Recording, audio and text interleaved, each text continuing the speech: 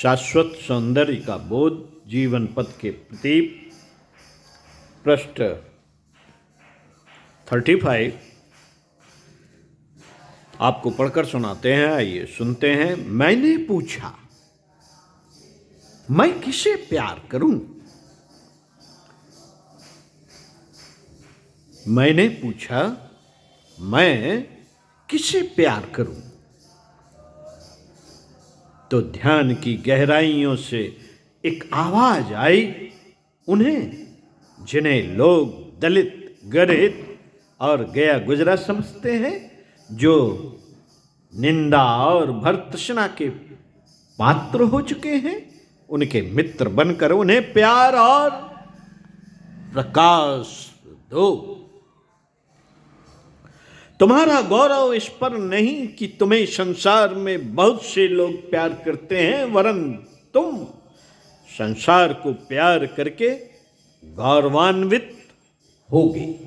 मैंने कहा, लोग कहते हैं कि जो त्वचा, वर्षा और शरीर से सुंदर नहीं है, जो त्वचा, वर्ण और शरीर से सुंदर नहीं है, उन्हें देखने से सुख और शांति नहीं मिलती। मेरी प्यारी आत्मा ने कहा, तुम असुंदर के माध्यम से उस शाश्वत सौंदर्य को खोज करो जो त्वचा, वर्ण और शरीर के धुंधले बादलों में आकाश की नीलिमा के सदृश प्रच्छन्न शांति लिए बैठा है। जब बाह्य आवरणों का धुंधला बादल छट जाएगा तो सौंदर्य के अतिरिक्त कुछ रह ही नहीं जाएगा। मैंने जानना चाहा, ऐसा भी तो है, लोग शरीर, कुल, जात से सुंदर होते हुए भी मानसिक मलिनता से ग्रस्त हैं, वासनाओं के अंधेरों से घिरे हैं। तब क्या मैं उनसे घृणा करूं? हृदय आकाश से प्रदीप्त ज्योतिर्मय सूर्यमंडल से आता हुआ एक स्वर पुनः गूंजा, नहीं, घृणा मत करना। घृणा उनके अंधेरों को और अधिक घना करेगी। इससे उनकी मलिनता और अधिक प्रगाढ़ होगी। उन्हें अधिक और अधिक प्यार की जरूरत है। प्रेम का निर्माण जल, प्रेम का निर्मल जल उन्हें परिशुद्ध करेगा। प्रेम की उज्ज्वलता उनके अंधेरों को प्रकाशित करेगी और वासनाओं को समाप्त, मलिनताओं के नष्ट होते ही उनका शाश्वत सौंदर्य स्वतः प्रकट हो जाएगा। वैसा ही सौंदर्य जिसके ध्यान में तुम इन क्षणों में तल्लीन हो। तो मैंने कहा,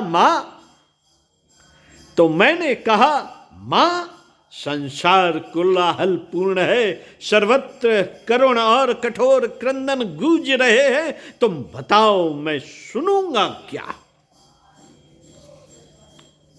अविचल और शांत भाव से मेरे हृदय में शीतलता जगाती हुई वेद माता गायत्री की एक और स्वर झंकृत सुनाई दी।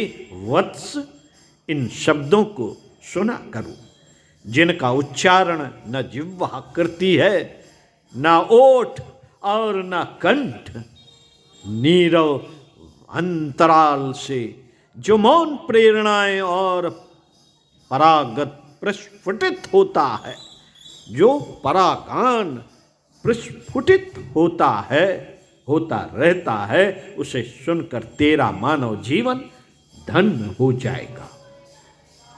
धन्य हो जाएगा। तभी से मैं किसी भी वर्ण, त्वचा और शरीर वाले दीन दुखी को प्यार करने में लगा हूं।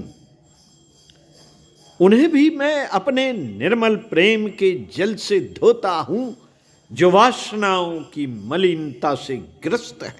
मेरे अंदर अब प्यार के सिवा और कुछ नहीं। तब से मैं हृदय गुह में असीम सौंदर्य के ध्यान में निमग्न हूं। तभी से मौन की शरण होकर उस स्त्रोत को सुनकर आनंद पूरित हो रहा हूं, जिसे युगों से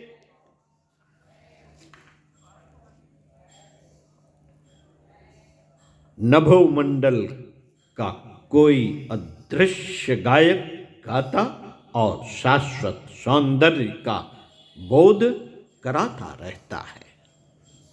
ओम शांति।